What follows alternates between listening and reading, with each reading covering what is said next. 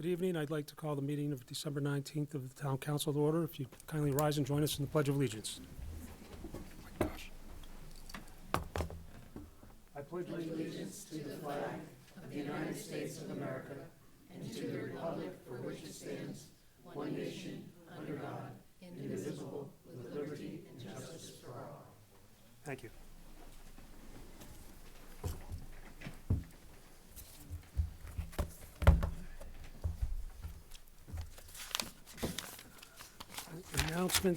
My announcements are upcoming meetings. Wednesday, January 8th at 6:30 p.m. here in the Matthew Thornton Room is a budget meeting. January 9th at 7 p.m. is a regular meeting. Wednesday, January 15th at 6:30 p.m. and January 22nd, Wednesday at 6:30 p.m. are budget meetings. Both of those and all of those meetings will be here in the Matthew Thornton Room. Paul? Thank you, Mr. Chair. The deadline for applications interested in applying for the town council position vacancy left by the resignation of Tom Koenig, effective December 31st, 2024, is tomorrow, Friday, December 20th at 4:30 p.m. Please view the town's website for additional information.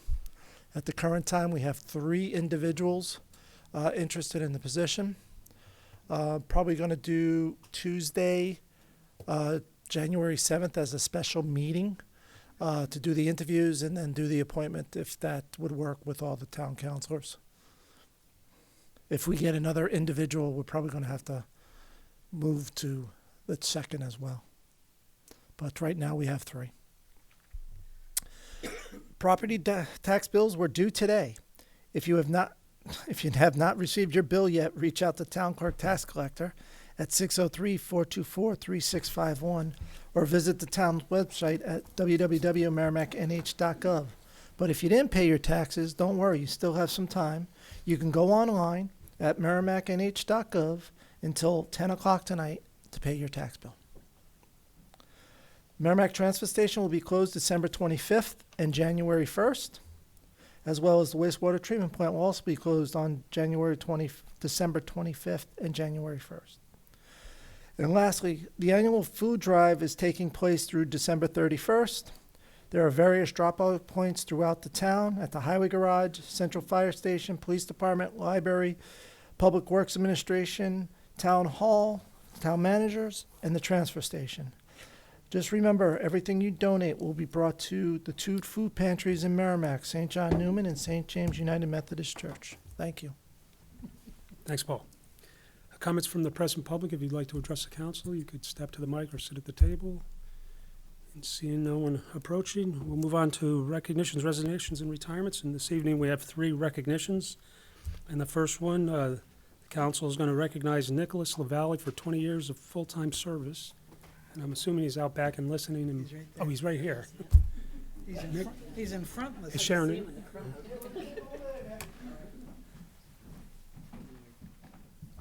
You're gonna get it.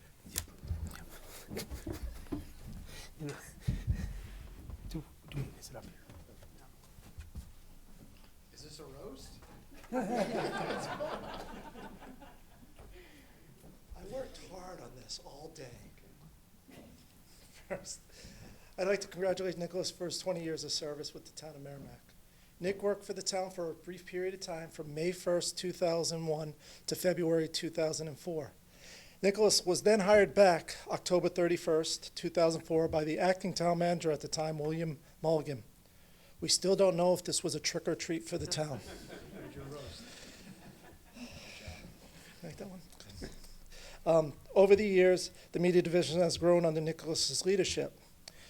For those that don't know, Nick was the leader of a grunge band, singer. He was also a comedian at the time. And he has taken those skills and brought them to his leadership in the division. He also is the mayor of Tendertown in Manchester. For those that don't know, Nicholas got a public announcement that actually the council in Manchester voted on to make Manchester the city of tender towns. The chicken tender capital. Well, of the world, right? So, yes. So Nick has done a lot.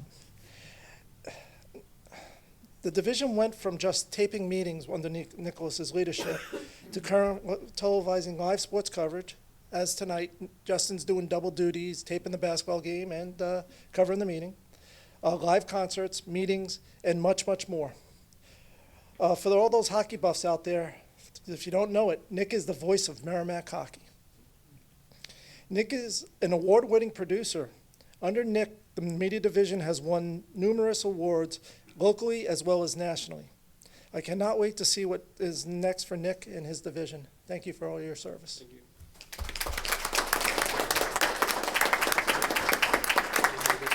Sure. Great. And this is a plaque recognizing 20 years of service presented to Nicholas A. LaValle in recognition of 20 years of service as a full-time employee of the Town of Merrimack Media Services Division. It is a pleasure to present you with this plaque. We wish to extend you our sincere appreciation for your outstanding performance and dedication to duty from October 31st, 2004 to October 31st, 2024. Presented by the Merrimack Town Council and Town Manager. Thanks. Thanks, my friend. You do a wonderful job all the time. All right, just wanted to say a few things. I wanted to take a Merrimack moment to say a few things. I just wanted to put 20 years in perspective. When I was first hired by the town, we recorded our meetings and our public shows to VHS tape. So I'd like to think that I brought the DVD to Merrimack. And now we record everything to a hard drive. It's uploaded to the cloud. And we're not just cable. You can watch all of our content on the Merrimack TV app. So for 20 years, my staff and I have shown transparency in government through our meeting coverage. That's kept residents informed, but I also like to think that we keep our residents entertained through our public shows and our sports coverage and our high school concert coverage as well. It's truly been a joy to put a spotlight on the people that make Merrimack a very special place to live and work. I look forward to evolving what it means to be a community media organization in the state of New Hampshire. And I want to thank this town council and, of course, the town manager for giving me that continued opportunity. So thank you so much.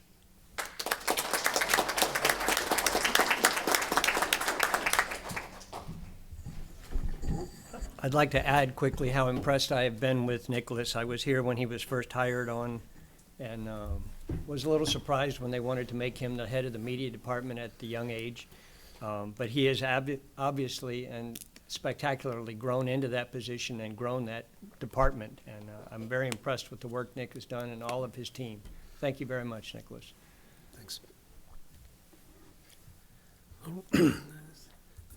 Next on the agenda, excuse me, is the council to recognize Brenda DeLong for 30 years of full-time service to the town of Merrimack. And date of hire was May 31st, 94 to April 9th, 2024.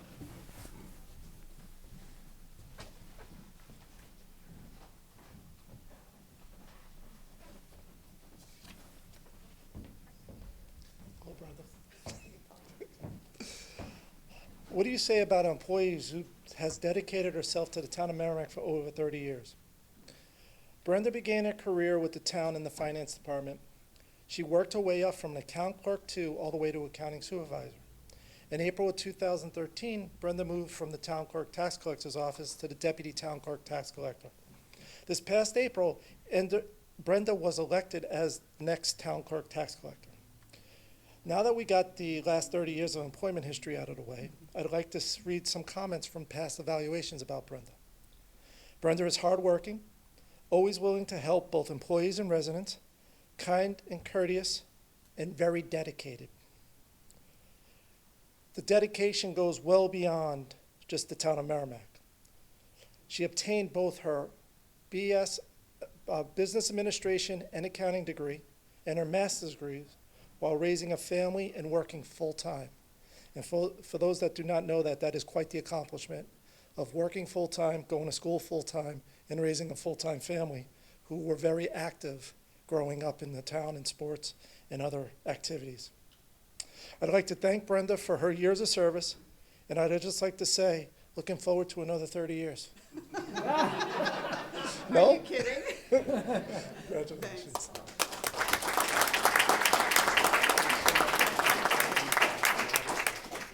This is great. It's beautiful. Beautiful. Yes. Thank you. Thanks, Brenda, for everything. Unlike Nicholas, don't have anything to say. It's been great working for Merrimack. I have always felt that giving back to my community is the most important thing, besides my family. Thank you.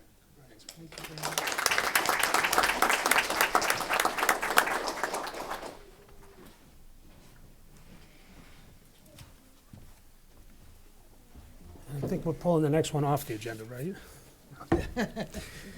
So, our next recognition is for our fellow counselor, Tom Koenig, who's decided that he's going to be heading south, be close to family, and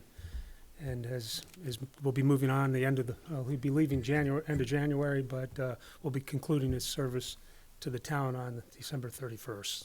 But Tom, I met Tom back in the middle 90s, and he was on the planning and building committee from 96 to 2005, and he did the budget committee for a number of years, from 99 to 2004. He was on the board of selectmen from 2004 to 2007, and that last year is when the town board of selectmen converted to a town council and town manager form of government. During that time, he was a liaison to the planning board of the town council, and we're all have been fortunate to have had him do that for years. I couldn't even put a number of years total on it, but it's been something that he's seemed to volunteer for willingly, and I've been thankful, because that's a heavy lift. But Tom's been a real blessing to the board, I would say. It's been a pleasure having you on board, and I'm going to miss you for sure. I definitely am going to miss you.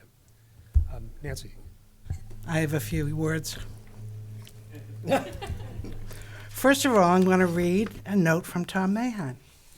I notified him to let him know that you were leaving us, and he asked if I would read this evening.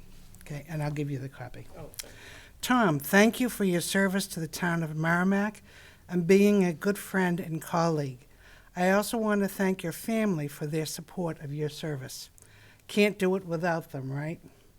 Holding an elective local office is a challenging proposition. A lot of people think that it's easy, so let's look at how we know how it can operate. You get elected, you take the oath of office, and you put on the proverbial wizard's hat. What can go wrong? I will have the power to do anything without lifting a finger. Nobody can touch me. Training? Really? Anybody can do it.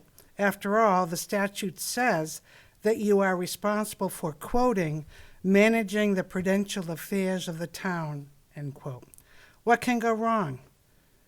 Then you run into the undeniable, and this is highlighted, a local governing body is at the bottom of the governing pecking order.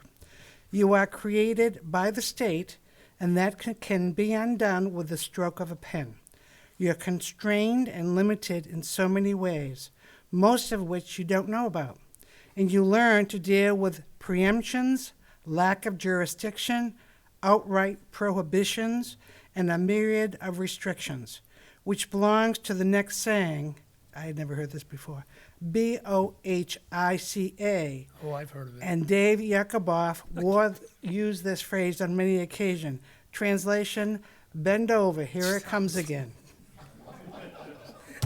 You often figure you're educated. How many different fields did you have to educate yourself in to deal effectively with issues that come before the governing body?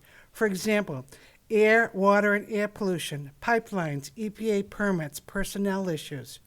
Throughout your service, you encounter the Chinese proverb, quote, better to remain silent and be thought the fool than to open one's mouth and remove all doubt. All politics is local. The fact that you have moved on and off the council, the Board of Selectmen, several times is a testament to the trust the voters have in you to represent their interests and direction of the town. You are honest, thoughtful, compassionate, and always looking for the solution that is the best long-term interest of the town. We have not always agreed on every issue, but we could always talk about finding a path to success. You have always been focused on the 4 goals the council adopted, and I remember this, 18 years ago. 1, stabilize the tax rate. 2, maintain infrastructure. 3, grow the tax base. And 4, maintain the town's reputation as a community to raise a family. Almost done. You have been a tremendous colleague and friend. My wife and I congratulate you as you return to Louisiana in the warm embrace of your friends and family. Warmest regards, Tom Mahan. And Tom Mahan, just to let you know, was also very involved in the town and was a selectman town councilor with us for a long time. And this is my personal recollection. And I'm not as articulate as Tom is, but I just wrote down some ideas. We've been together, I feel like we've been together longer than a lot of marriages are, for 20 years. And I have a lot of respect for Tom. And we sometimes we have different opinions, but we've always been very respectful of each other and been able to discuss various things. But I decided I wanted to just write down some highlights.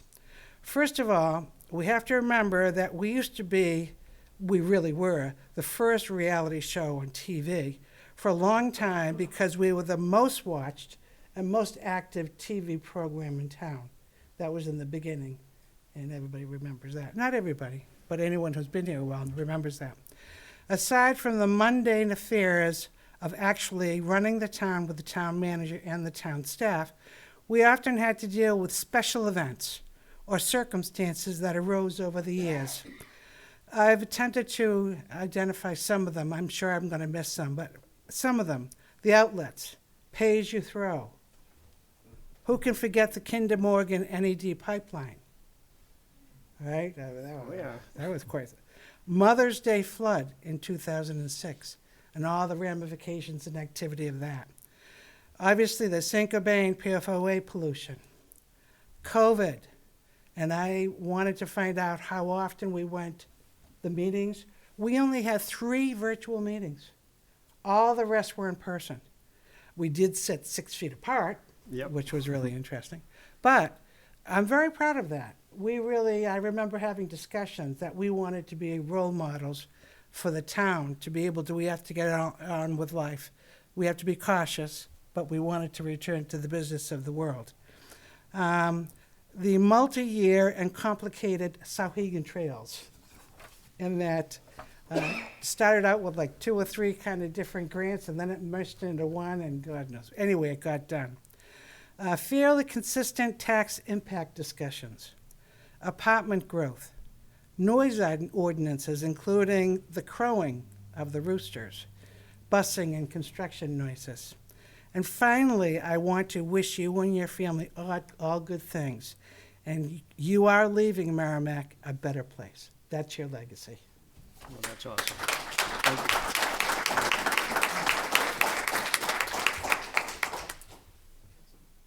Who are you calling?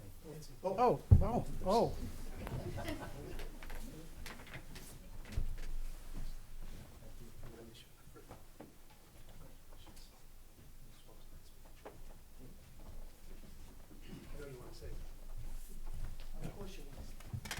This is presented to Thomas P. Koenig in recognition of the dedicated service you have given as a member of the Board of Selectmen, Town Council, and Planning Board for the town of Merrimack. Your dedication and donation of countless hours have made Merrimack a better place to live and to work. We wish to extend to you our sincere appreciation for your outstanding performance. April 2004 to December 2024, presented on behalf of the Town Council, this 19th day of December 2024. Awesome. Thank you. Appreciate it, Tom. Appreciate it. And does anybody, if you want to speak or anything? You can sit there. We'll stand here with you.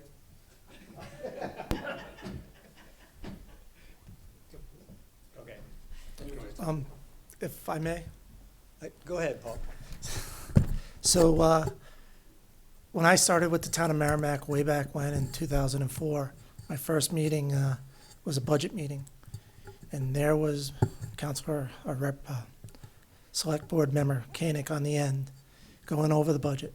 And I was sitting in the audience. I was like, what is going on here? What did I do? But with the questions and the answers. And one thing I've always noticed about Tom is that he is very clear and precise and wants to know and understand for the residents of Merrimack. And it's been 20 years, like Nancy. We've been together. And it's going to be wild not seeing you at a council meeting. And it's going to be interesting for you moving back home after 50 years. And I wish you and your family the best. And just know we are going to miss you. And the residents of Merrimack were better off when you were sitting here on the boards as well. So thank you very much for all your service.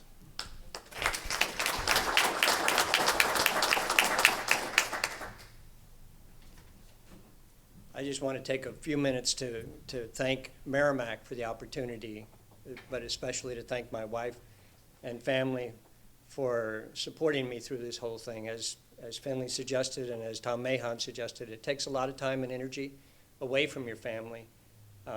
But I had a strong feeling of need to help out the town of Merrimack as best I could. And I feel like I've done that to the best of my ability. I think a lot of people have appreciated the work I've done. I've been voted in multiple times. And so that I take as a positive. I especially appreciated folks like Tom Mahon, Nancy Harrington, Finley Rothaus, whom I've served on the boards with for a long, long time, and all of my fellow counselors throughout the time. I'm sorry that Andy's not here tonight, but it's been quite a ride to be able to work with all the various different people on the staff, to work with Lynn as the town moderator through all the elections, to work with Sharon and Paul and all of the different people in staff has been an amazing opportunity. The media department and all of the work that they've done to expand our ability to reach out to the community. One of the things I've been proudest of is my ability to be able to sit on the board and to be able to ask questions that I think the community wants to know the answers to. A lot of times we get information given to us. Sometimes we get previews of the information, and it's easy to just accept what's presented. And so while it may seem like it's crazy that I'm asking the questions I often ask those questions so that people understand some of the background. And I challenge all of the board to continue to do that so that the town of Merrimack is aware of what's going on, to make sure that things stay open and stay available. So with that, just thanks Merrimack for a great 33 years that I've been here. And it's with a certain amount of trepidation that I'm going to move back south. It's going to be warmer, but it's going to be hotter. But it's not going to snow, at least not very often. So I'm pretty excited about that. And it's going to be great. I just thank you very much for everything you've done for me.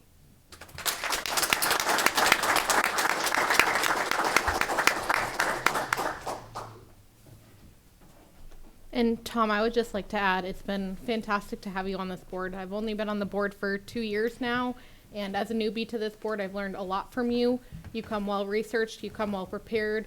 You do ask those hard questions, and I think it helps the voters to understand. And you always say, I always want to make sure the voters know who are at home watching. So Tom always has the best interests of all of our people that live in Merrimack at heart. And I just thank you for all of the years that you've served this town, and I wish you the very best. Thank you. In addition to what everybody else has said, I too thank Tom. When you're a new town councilor, there's so much institutional knowledge already here that for those of us, I remember my first term, how grateful I was to be able to have the benefit of that. And your questions and the way you inspire conversations, and sometimes find things that was, oh my gosh, it would have left a gaping hole in information we didn't have. So thank you for that. We will miss you at the Alzheimer's event every year. Tom and I work together on that, and wish you the best, Tom, on your move and time with your family. Thank you. And finally, I've only had the privilege of serving with you for 6 months now, but I've admired your service for many, many years and appreciate all you've done for our town. And I appreciate you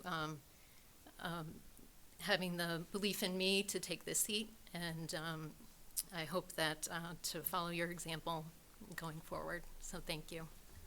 Thank you. Thanks, everybody.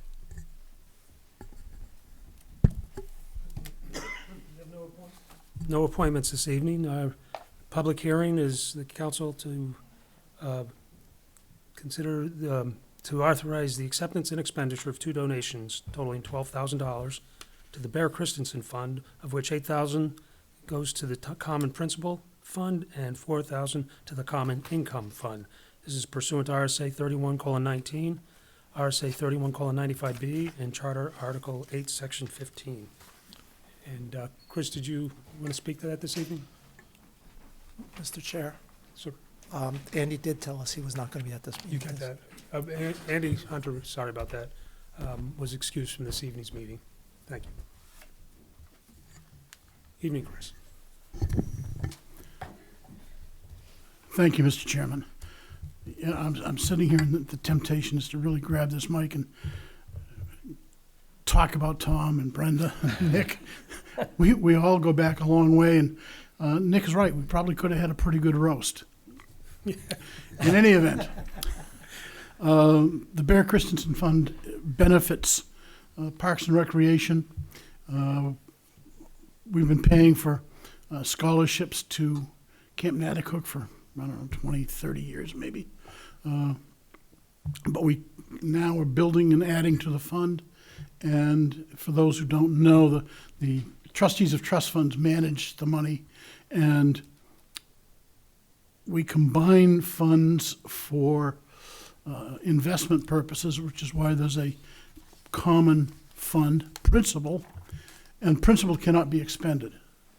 The interest or dividends from those funds go into the common income fund, which then gets reinvested and is spent on various things. One of the things that Matt and I have been talking about is a handicap beach access wheelchair, big balloon tires, and can go in the water, and it's a fairly expensive piece of equipment, but I think it would be beneficial to the town. And when we get the rest of the beach project going on, then that'll probably show up.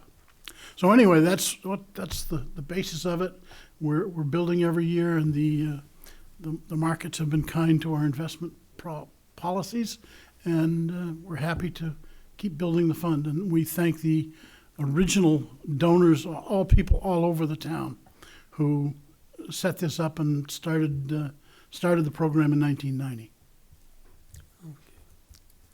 Thank you, Chris. Awesome. It's a public hearing, right? Yes, it is, yep. Does anybody have anything up here? No? So it is a public hearing. I'll open that public hearing at 7:27. If you'd like to address this issue, you can come to the mic. And seeing no one coming forward, I'll close the public hearing at 7:28. And what's the pleasure of the council? You're going to do it. I'll make a motion that the town council accept and expend the annual donation to the Bear Christensen Fund, which will benefit the Youth Park and Rec Department, totaling $12,000, $8,000 to the Common Principal Fund, and $4,000 to the Income Fund, and allow the town manager to sign any and all documentation pertaining to that. Second. Motion by Mackenzie, seconded by Tom. In addition, pursuant to RSA 31:19 and RSA 31:95B and Charter Article 8-15. Friendly. Thank you, yes. You're good with that too, Tom, I presume. Great, thank you, Paul. If everybody's all set, I'll call the question. All those in favor of the motion signify by saying aye. Aye. Oppose or abstain? That's 6-0-0. Thank And you, I'd Chris. just like to thank you, family, for this annual continued support for the kids. I would add also that it is a great fund, and being able to help the children and whatnot, or the youth of Merrimack, is amazing, and the fact that it's continued and supported is a great thing, It's a and we tribute. appreciate it very much. Yeah, it is a tribute. You know, just for perspective, over the years, we've had bequests from a variety of people for various things. And in those two funds, we have, I think, $4 million and $3 million because of continued investment. but they all started out pretty small. And if you've got a few friends and you want to get together and chip in some money and start a fund to benefit Parks and Rec or the library or the fire department, we don't do feeding the horses at the fire department anymore, but, something else that you think is an important thing in town, give me a call. We'll talk about setting something up. We get scholarship funds that way. That's awesome. Great, thank you, Chris. Thank you, Chris. All righty. So I'll move on. Next thing. Yes, we did. Yep.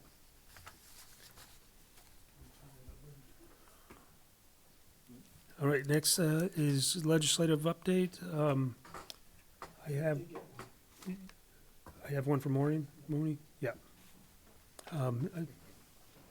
Nancy, did you have anything you wanted to bring forward? Or I can do this first, whichever you prefer. Do this one first. Okay, from Representative Maureen Mooney.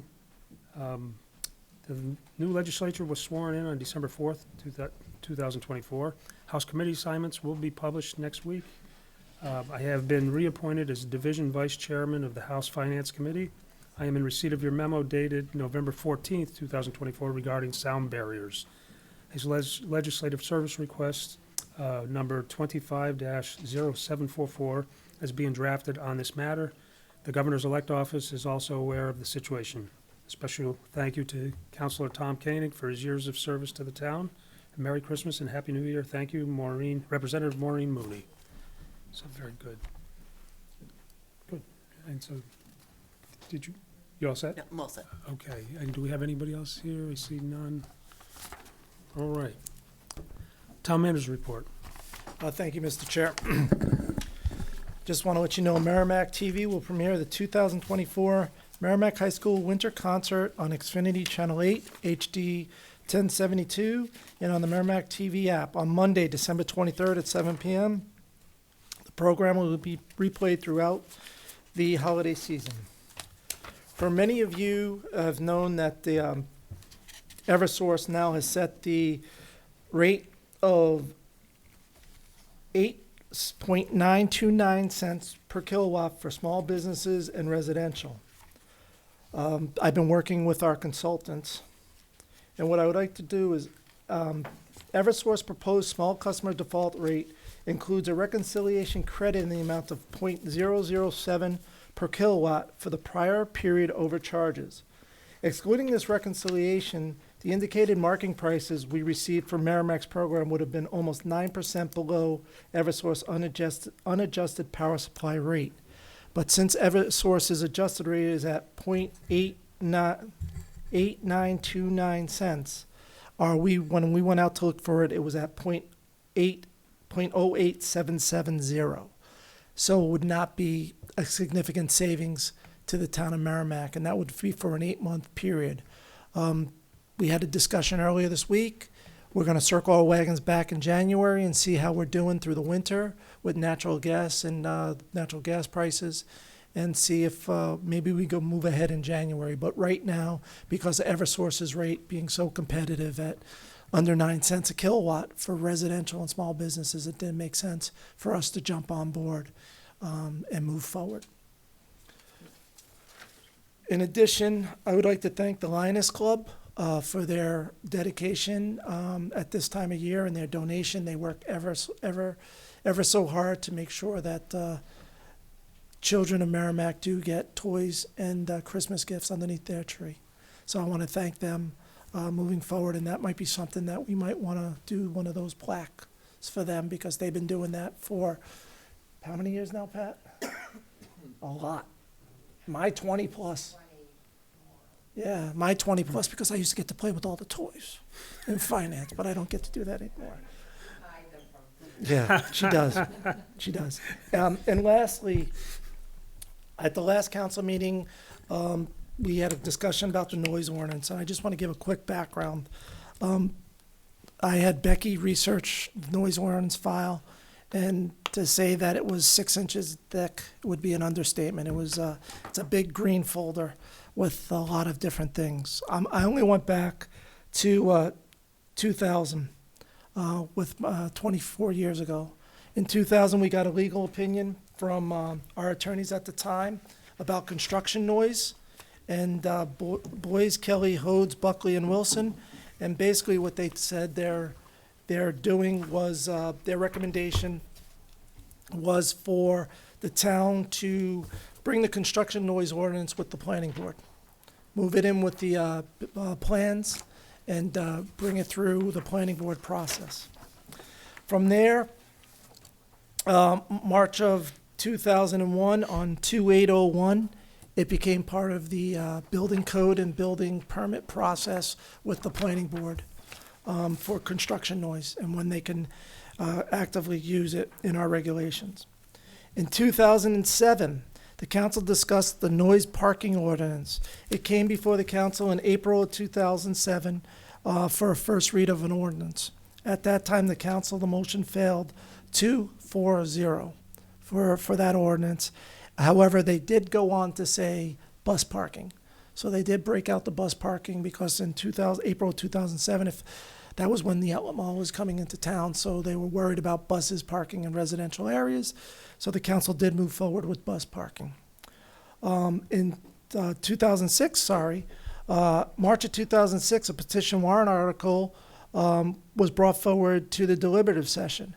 At the deliberative session floor, it was changed to not have a noise ordinance.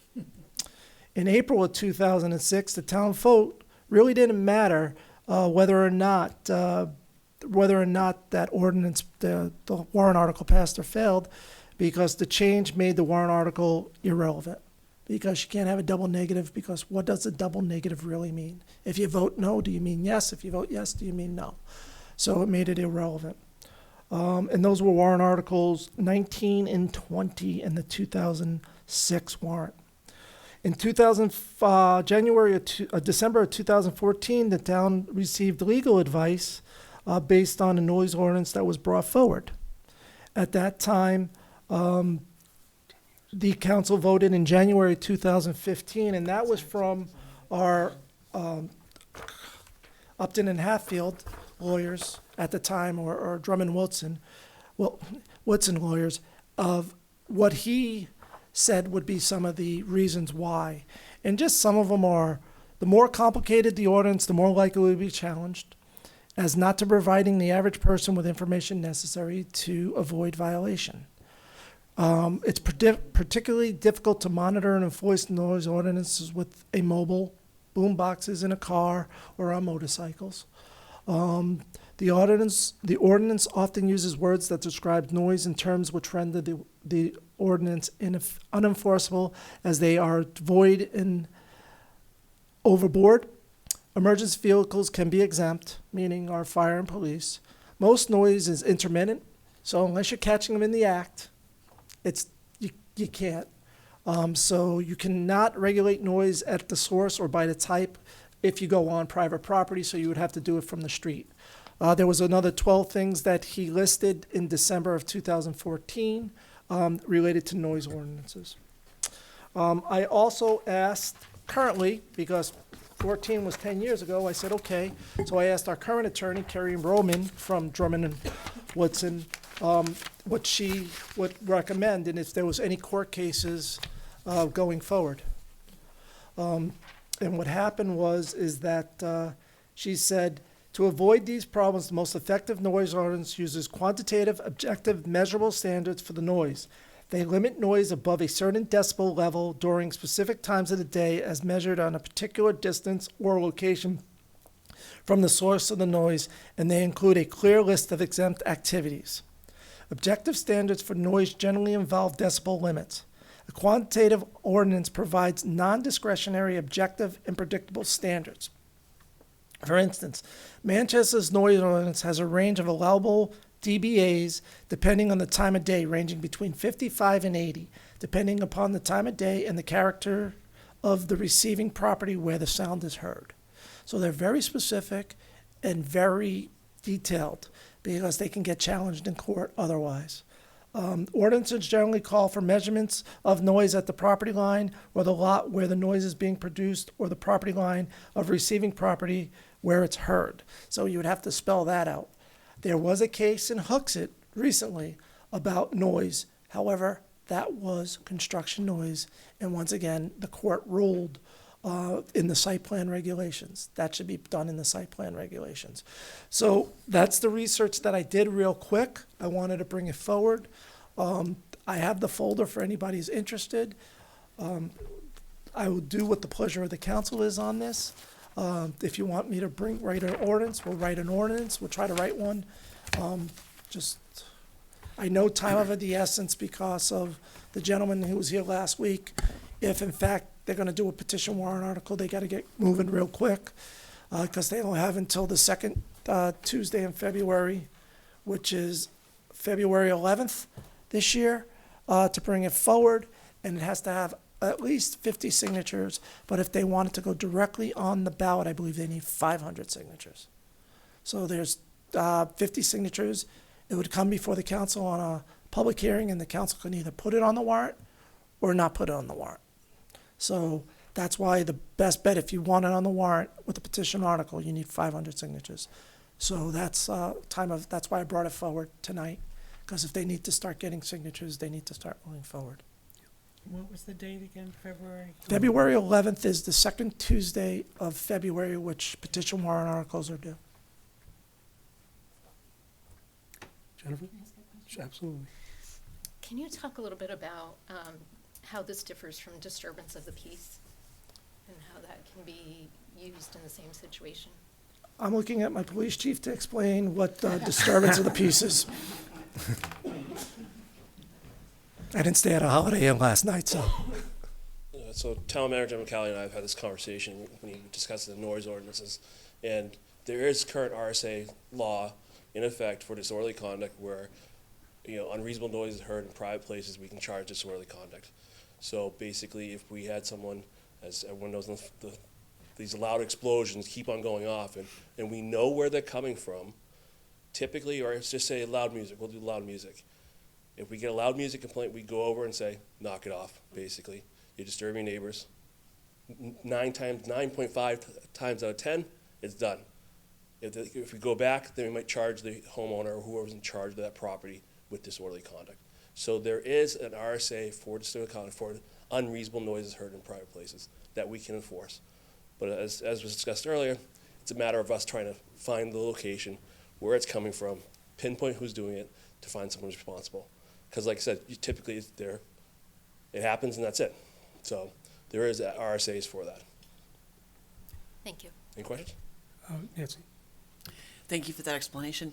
Just wondering about the definition of unreasonable. How subjective is that? Is that up to law enforcement to determine? It's very subjective. We've lost cases because a judge might say, we might go to trial on it, and he says, that's not unreasonable. So it's very subjective. It's not clearly defined. There's case laws that goes back and forth, but it'd be basically put on the officers.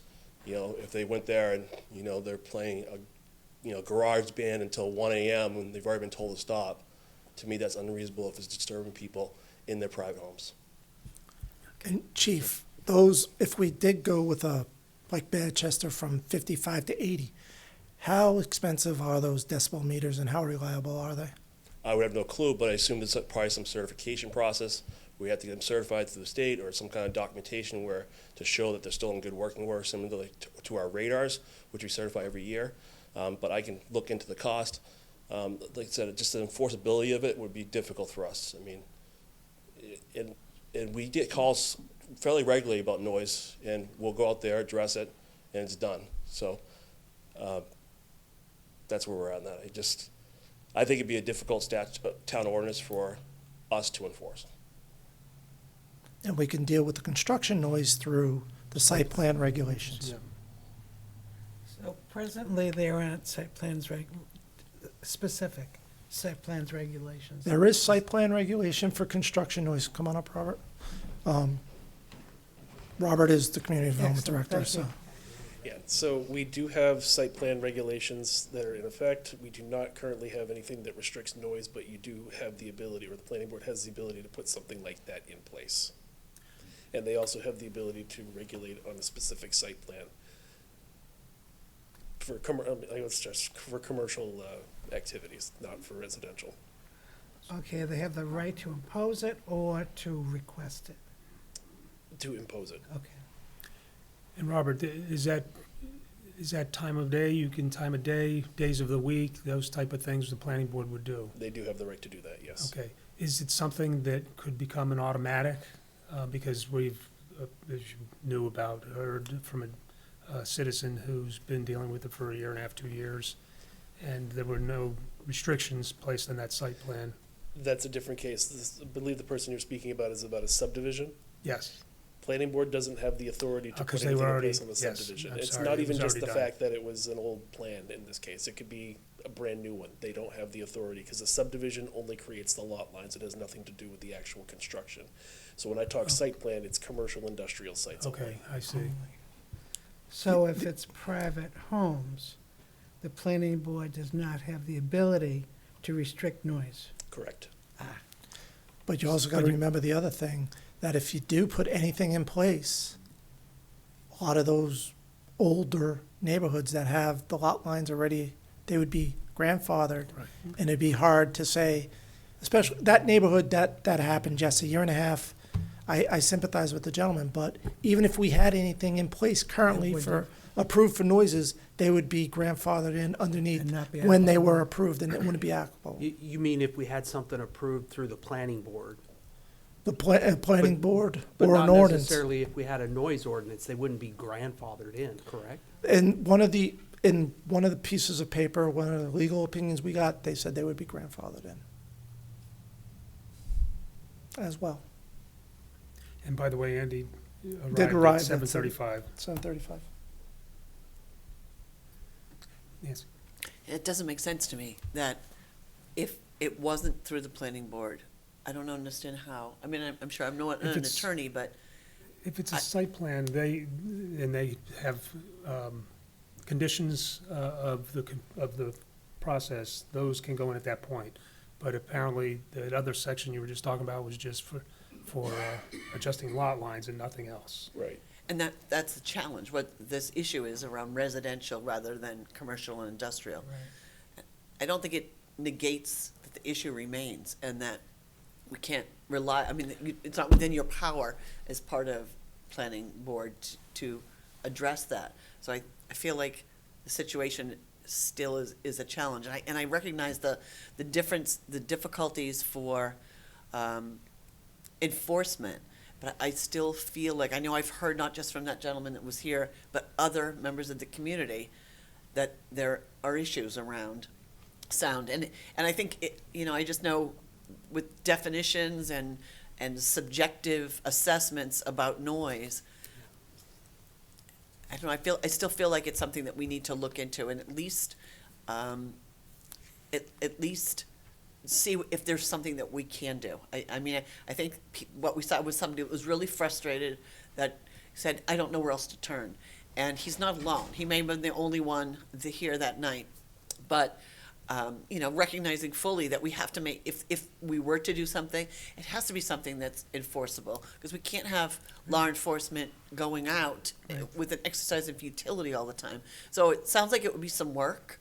But I still feel like it's worthy work. I feel like it's something that, whether it passes or fails, but I still feel like at least the residential component has not been addressed, and I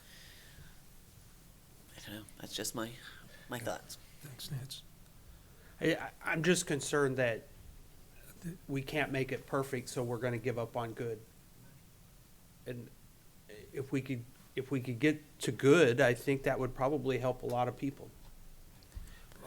This might be an item, because we're still doing your town managers.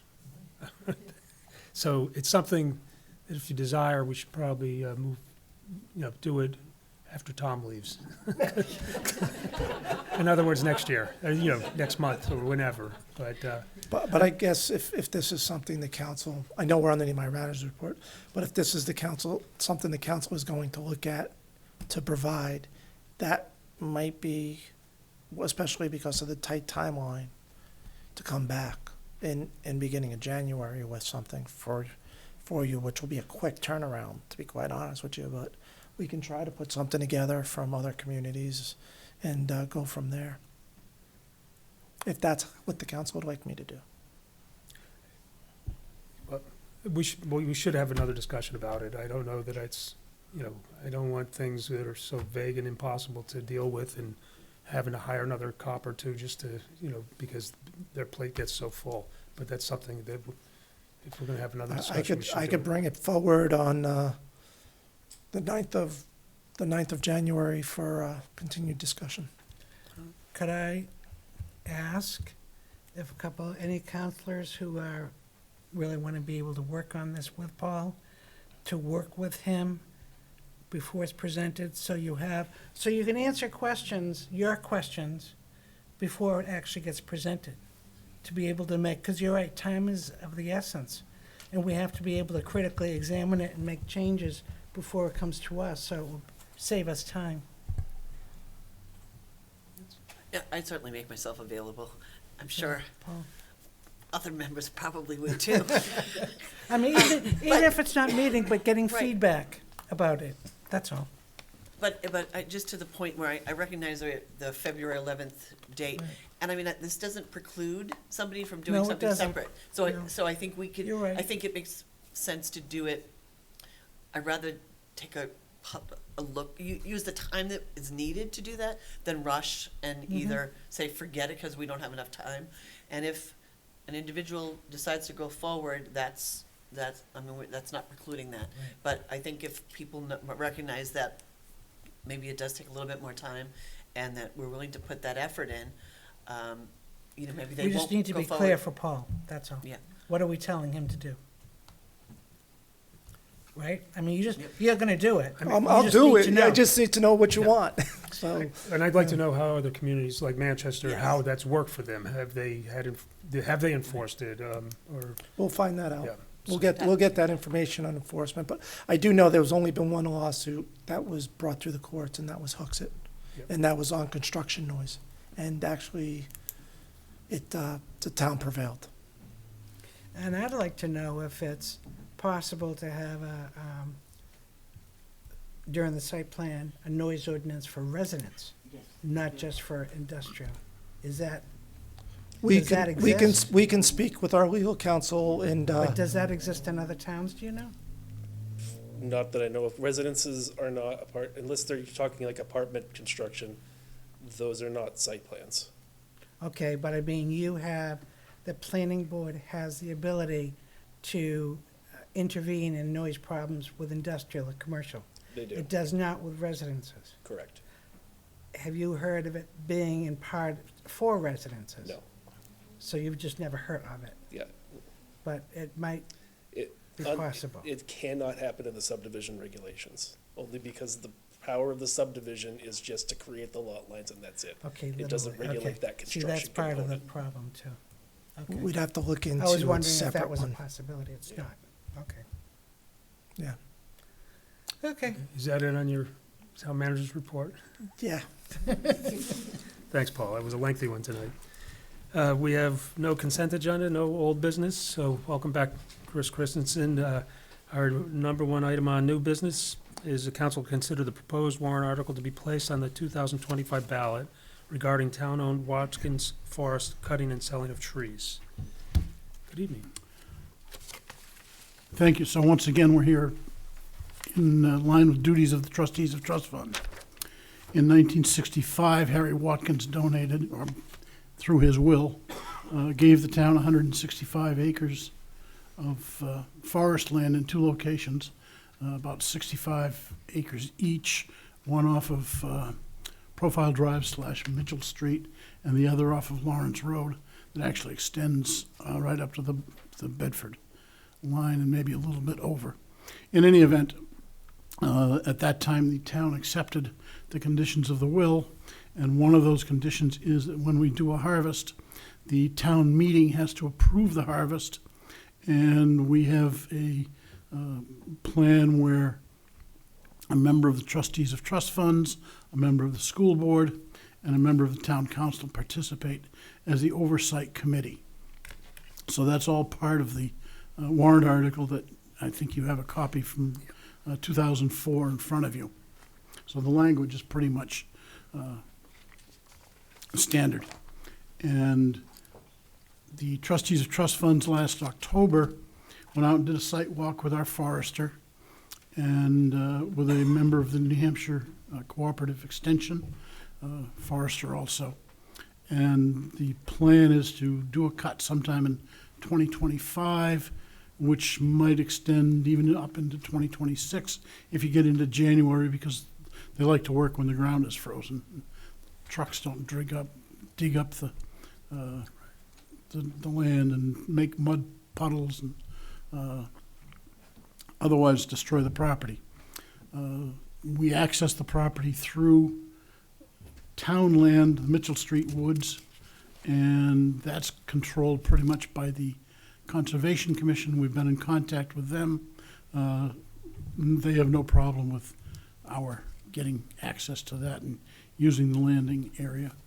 And there's a portion of the site that has an easement with the MVD for a wellhead protection area should they ever want to put a well in there. The well would actually go on the town land, but the wellhead protection area would extend into this parcel. And the wellhead protection doesn't really affect forestry operations, although they certainly don't want to have a replenishment oil tank stored there or other equipment operations in that area. But basically, it requires town meeting approval, so we're here to get that warrant article onto the ballot. Great. Does anybody have any questions? So you need a Nancy? Thank you. Actually, two questions. One is, what is the purpose of the cutting and selling? Is it for? School, the fund, this is unique in my mind, but the land, which by the way we carry on the books for a value of 130 acres for $1,575. The proceeds of the cut go into the Watkins Forest Income Fund. That fund is invested, and the money from the profit from that or the income from that goes into an expendable fund, which is allocated to the school districts grades 1 through 8. Okay, thank you. I didn't, like, is it to sell like Christmas trees or, I mean, I understand that they're getting cut and there will be value. Sorry, excuse me. But it's the rationale for the cut, is it to increase growth in the woods? I mean, is there some conservation point to it, or? Yes, the two parcels are, sorry, I have a beep and I can't turn it off. Registered as a tree farm. So we do periodic reports and inspections to keep up with that tree farm thing. So now I think you have notes from the forester's work talking about overstory and understory and so forth. So part of what we're doing in this particular cut, and the previous ones before, are to maintain the quality of the forest as a forest. And, you know, we're not going out and planting trees every 10 feet to do a stick-built kind of thing. It's a natural forest. And the townspeople use it for recreation. Thank you. And one last question. I just wonder, do you think there would be any benefit to having like a member of the Conservation Committee on that group? That question came up in 2004 as well, and there was an amendment proposed at town meeting and it was voted down. In part because the will specifies how this whole operation is supposed to work. So there's a question about our ability to change what is already accepted in the will. And there's people that are in the pros in the business who monitor that and make the recommendations, if I understand it correctly. Yeah, that's what our forester does. Yeah, so there are And people. in order to do a cut, you have to file an intent to cut form, which says we're going to have 14,000 board feet of pine, 2,200 board feet of oaks, and whatever other harvest there might be. Jen? Thank you. I just want to say we did have a little discussion during Conservation Commission's last meeting, just agreeing that access was fine to go through Mitchell Woods. And somebody also mentioned maybe it would be a good time to have that same forester look at Mitchell Woods and maybe do some maintenance there as well at the same time. So I'm sure there'll be some coordination with Conservation Commission if it's not formal. So, and it's supposed to make for a healthier forest, but I have to say, when I've seen it done, the first few years, looks like a tornado went through. It grows fast. But it does fill in and change up, because it'll be a different view for sure after it happens. But anyhow, so, Tom? And this has been a periodic thing that goes on, and like you say, it's maintenance of the forest to keep it in good health and shape. They take out trees that look like they have bad issues in the top, or trees that are crowding others and whatnot, so that the overall general health of the forest will be maintained. And like you said, Finley, it does look like trash after a bit, but in a couple of years, it comes back to looking much better, and it is actually a requirement to maintain the health. And I can, from looking at the results of my house after we took out a bunch of trees, I can believe that the local forest actually will be better off by it. And that's why we have been doing this, and those funds have been going into the income fund for the school's benefit for years now. And it's a good thing to do periodically. So what's the pleasure of council? Nancy? I'd like to make a motion to propose to place the warrant article on the 2025 ballot regarding town-owned Watkin forest cutting and selling of trees. Second. Motion by Nancy Harrington, seconded by Jennifer. Is there any further discussion? Seeing none, I'll call the question. All those in favor of the motion signify by saying aye. Aye. Opposed, abstained, 700. Thank you, Chris. Thank you. Appreciate it. Thank you, There's Chris. nice trails out there. Go take a walk sometime. They did it at Greater Woods is where I saw some foresting that had gone on. And when I walked through, I go, whoa. Yeah, But it it does does look clean up. devastating, Yeah, yeah. but it cleans up fast. Fidelity actually did a forestry cut, and that looks a lot different than so if it's a selective cut, it's a lot different than just going in there and just taking a Clearing swoop of out. trees, clearing the land.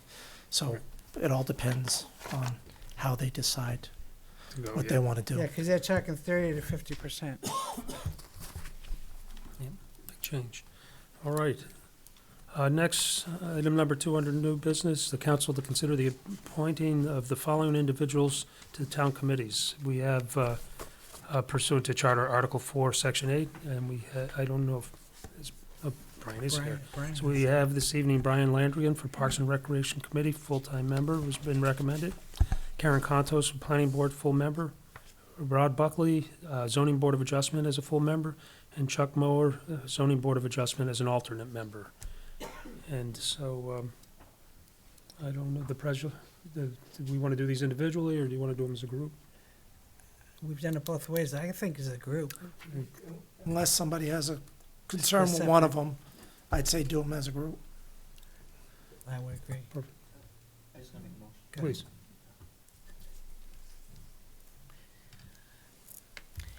I move that the town council appoint the following individuals to town committees pursuant to Charter Article 4-8: Brian Landrigan, Parks and Recreation Committee, full member.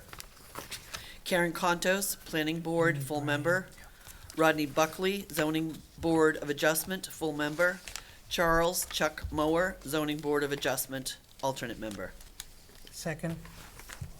Motion by Nancy Murphy, seconded by Nancy Harrington. I can't find it, but, if there's no, thank you. If there's no other discussion, call the question. All those in favor of the motion signify by saying aye. Aye. Opposed or abstained, that's 700. And this evening, Brian's here. We met with Brian and the others, Tuesday night? Tuesday. Oh, my gosh. I know. We forget when we're having Oh, fun. my gosh. Brian, if you could join me over here. While everybody moves over to the mic, I do want to have an aimless plug here. We are still looking for planning board members.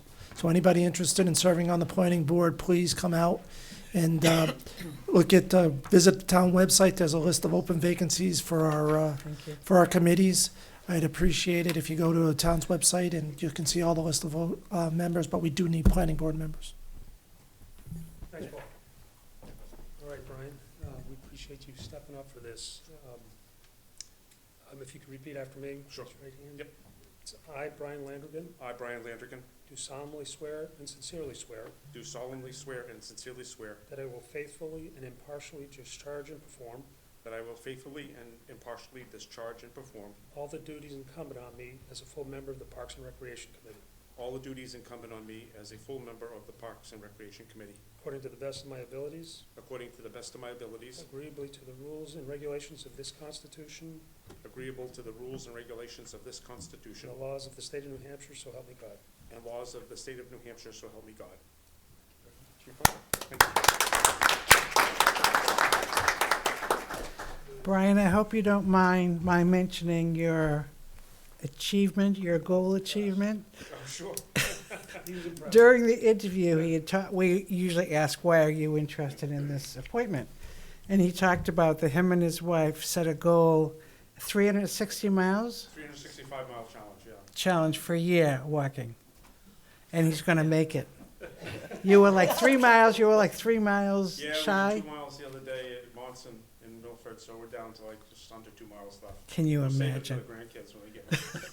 So we had a discussion about that clearly. We were all very envious, And actually. he had, yeah, and we had talked about instituting a similar, and that was part of your interest, Yeah, is being able to stimulate kind of those kind of activities. I don't think you'll get a lot of 365-mile participants, but, well, you might get some, but only 10 miles a day, easy for you to say. But anyway, so thank you, Brian, we appreciate and like all the volunteers that we appointed tonight, I always thank them for their time to the community.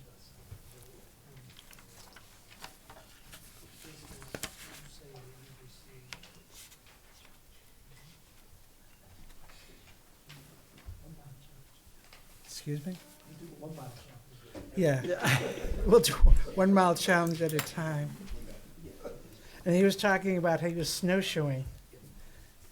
So I'm talking about your That Brian. works too. How we were snowshoeing, I said that, if you do a mile snowshoeing, it should be worth 3 miles for walking. Yeah. And he concurred with that. But whatever the rules are of his walking, no, 1 mile snowshoeing was still just 1 mile. Still 1 mile. And I didn't think that was very fair. Because I know snowshoeing is, the best part is you have to do it on trails. You can't do it in the streets. So you have to go to parks and that makes and you where go to did you places travel that- to? New Zealand? I'm sorry? Was it New Zealand you No, we went went to Iceland. Iceland, that's what it Yeah, was. 15 days. That's close, just Yeah, outside the world. well, it's exotic, that's all I know. But he talked about did a lot of miles during that trip. There you go, yeah. Thank you again, Brian. I'd like to just add to what Paul said about the planning board. It's an important function in the town. From my experience there for many years, have to sign. it's not something that you have to have a lot of experience doing. You learn a lot of stuff there, but you have to go in there with an understanding of what the laws and regulations are. You don't have free authority to tell people they may or may not do something.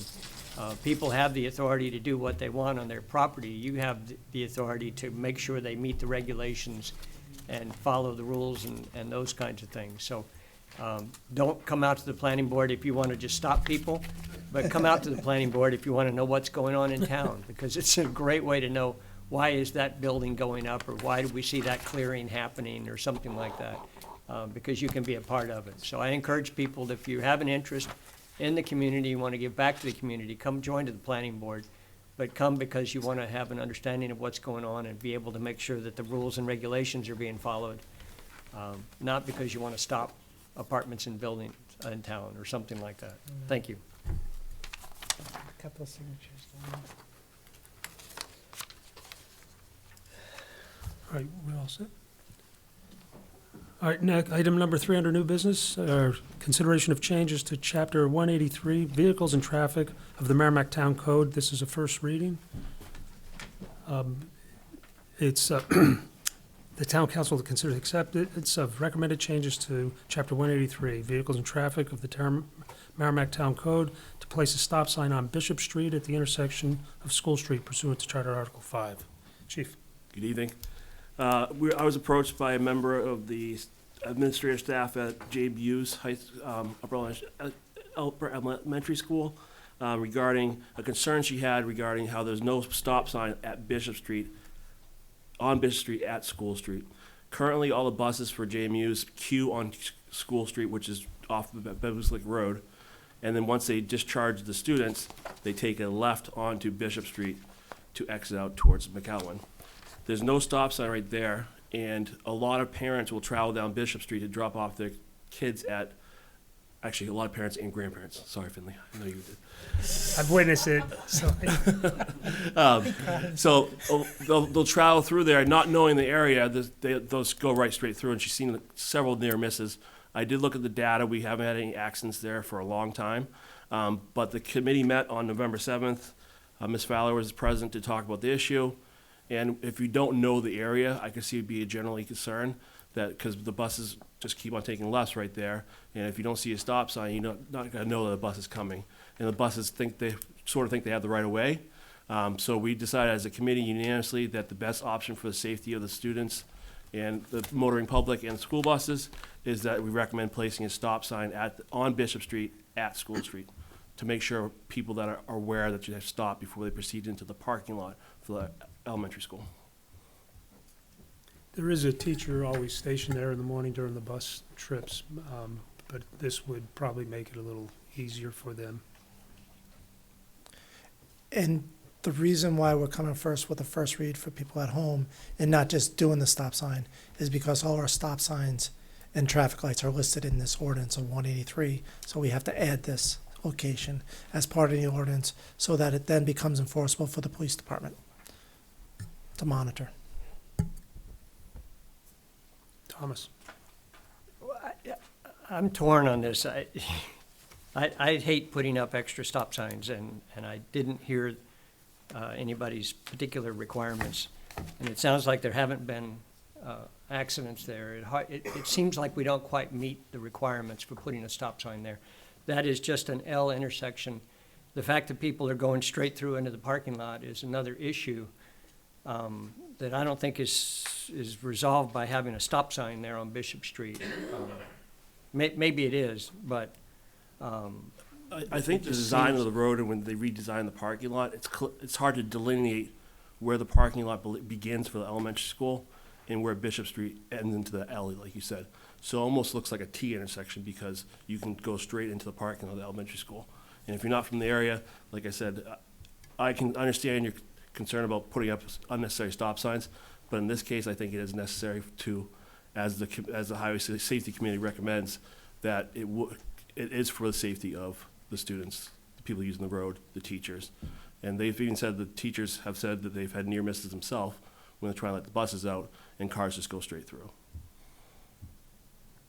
so it sounds like they built the parking lot wrong. They should have a curb there or something to show that that's not the extension of the street, rather than I'm not an engineer, but that's why, if you look, there's overhead shots, you can see how it's pretty much on the materials that was provided to you, it's pretty straight to the parking lot, so. I mean, okay. I mean, I look at the overhead and I don't see it going straight in. It is angled. Okay. But I'm not gonna be here, so I guess I'll just state that it's my opinion. It's a good thing there's a lot of things not on the agenda with that activity. I just disagree with the need for the stop sign there, or the appropriateness of a stop sign there. Thank you. All right, is there, Jennifer? I'll share an opposing view. I've been through there many times where it's been busy and, pickups back when my kids were at Mastrocola. And it was, sometimes you felt like you were playing chicken with other cars. So and there is a stop sign now, I think, coming out of the parking lot. Yes. But I don't think it hurts to add one in there. All right. Not safety issue. Very good. What's the pleasure of the council? Move it to a second reading? I'd like to make a motion to move this to the public hearing. Should I read it out? I don't think so. Isn't it? No. No, Second. that's- Motion by Nancy Harrington, seconded by Nancy Murphy. Any further discussion on the motion?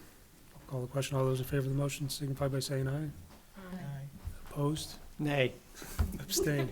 It is 6-1-0 with Tom Koenig in a defiant opposition. Thank you. Thanks, Chief. I just want to say his last vote as a council member is a no. Your last vote. Besides the adjournment, but his last vote is a no. I like that. A little defiance. So we're going to move on to the most exciting part of the evening. That's the presentation of the proposed 25-26 budget, town manager's budget being presented to the council.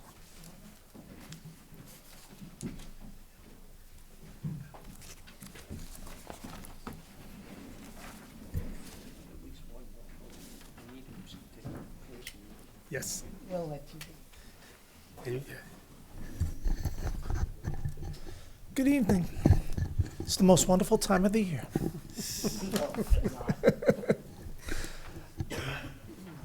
As you'll see, I'm presenting my budget to the town council for the 25-26 season. I looked at three things when we were presenting the budget this year. One is to incorporate the goal, is try to increase revenues where we can increase revenues. Two is, what you'll see is the majority of the increases in the budget are personal service cost and infrastructure. So if you look at those three items as I go through my presentation. So we look to increase ambulance revenues.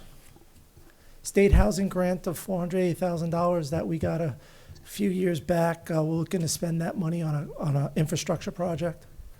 Motor vehicles, we're looking to increase those. We've had those conversations about it, but we believe that by increasing it to $6.2 million, in this town, we can actually hit that goal. We have what we call a pet officer grant. That's through the state of New Hampshire, and we actually hired a pet officer. So that's to include the additional cost of that grant. Looking at current use for the last few years, we have a couple of projects still in the works that will take some of the current use money to increase the current use to $75,000 from $50,000. We do have miscellaneous decreases throughout the budget of about $37,000, but the net increase to revenues is just under $750,000, about $749,000. Asking to increase use of fund balance of $215,500 to bring it to $1.2 million. And you'll, as we go through the presentation, you'll see what I'm looking to use that unreserved fund balance for. And then the SAFER grant, as of February 2025, would be the last month that we're eligible for the SAFER grant. So we're losing that SAFER grant revenue that was in last year's budget of $573,000. Is the pet officer, is that for That- dogs? No. That is for actually, we have an officer now, they call it the pet officer. It's actually a officer that deals with substance abuse and who deals in the courts, deals if there's a problem, somebody from home having a problem, brings the individuals to resources of what they can do. If they have to, they'll put them in a car, bring them to the hospital for detox, or bring them to meetings if they have to. So It's a gentleman. That's an acronym for something? Yes, it It's is. not an animal pet. It's not an animal pet. Brian, what's the acronym stand for? Patrol enforcement something. It's an acronym. It's Prevention, Enforcement, and Treatment Officer. There you go. And it's funded through the COSUP program, which deals with substance abuse. So, yeah, Thanks. it's not animals, it's, Not a whole no. And it was confusing for me at the beginning, too. So now we have some highlights of our budget. Dental, short-term disability, unemployment life went up about $25,000. We're looking to do the asphalt pile grinding. We haven't done that in a number of years, so we're going to put some money into that. Legal expenses next year, I believe I have 3 contracts that are coming due, so I increased legal about $20,000 to help me out with that. We talked about Nashua Transit last year. We got a grant for $17,000 this year to to use the funding that we have already in the budget, plus another $12,000 is what the National Transit is looking for. It's about $53,000 this year, so compared to about 60. So it went down a little bit for the National Transit Authority. Special handling of our electronics, our refrigerators have increased about $10,000. Big increase in solid waste tipping fees, and we'll have a discussion during the budget process, but I just want to give you a little foreshadowing. It's going up $153,000. We went from about 8,500 tons a year to 10,000 tons. So we increased 1,500 tons. What we're seeing in the increased tonnage is commercial vendors coming to us. We have one of the lowest tipping rates in this area of the state. So people are bringing their trash, construction materials into our transfer station instead of taking them to other locations. We'll be discussing that in January with you about solutions to raise our tipping fees to help offset some of those costs as well. Should I wait till the end? You can I ask don't questions as we go. All right, why, if it's commercial, those would have revenues coming in with it. It's not covering our tipping fees not covering? Our tipping fees is not covering our cost. Okay, that's We have something to I'd be look at interested that. in seeing, Yeah, we have to look at that. We're getting ready to, when we bring the present budget forward, we'll bring the presentation for you as well. Yeah. But, yeah, it's over 100, we're tipping out at $150 a ton for commercial construction materials, and it's costing us much more than that. Yeah, we should have had that conversation a little while ago. Yeah, well, All brought right. forward, so, yeah. Then since I've already thrown out one question, National Transit, has that scheduling situation been taken care of? Yes. Okay, Yes, Thank you. it has. all right, I'm done. Okay. The special handling, Yeah, that's an increase to refrigerators and appliances and tires, things like that. So that's going up. Chris, once again, when we bring solid waste forward, Chris will be able to talk to what specific the increases are for, but it's increasing about $10,000.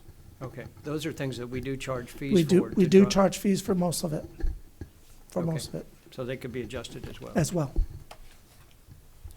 TV sets are the big one. Pardon? TV sets are a big one. Really? Yeah, because they weigh it by the pound. Yeah, but the new TVs don't weigh much. Don't weigh a lot, but, you get a lot, the volume. Because new TVs, that's 65-inch TV, $350. So I can get rid of my 2-year-old 45-inch TV that still works, but get rid of it to buy the 55-inch TV. So, it's just volume, volume. So, but Chris will be talking about that when we bring that forward as well. Chris is our solid waste foreman. Vehicle fuel, about $32,000. Telephone's gone up $26,000. Majority of that telephone is because we are moving towards cellular phone services for a lot of our alarms and our telemetry and things of that sort. Everything's moving towards cellular phone. Cellular phone has a cost to it. Also, in our ambulances and vehicles, police vehicles, the connectivity with the cellular phone, so that has increased. Sand and salt, about $10,000. Education and training, about $6,600. Dues, about $10,000. Ammunition, remember in 2000, during the default budget, we took ammunition out, we zeroed out that line, we pre-bought. We got to start bringing the ammunition back in.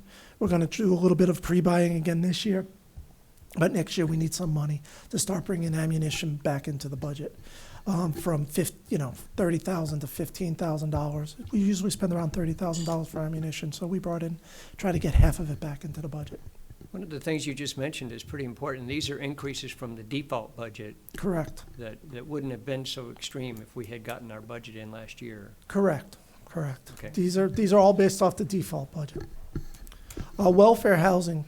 We all know that there's a housing crisis in southern New Hampshire. We have to increase that about $22,500. Pat's happy to be going because of that situation.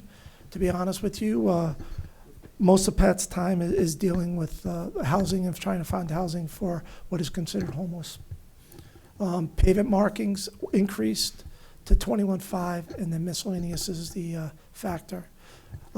Total of those expenses of about $500,000.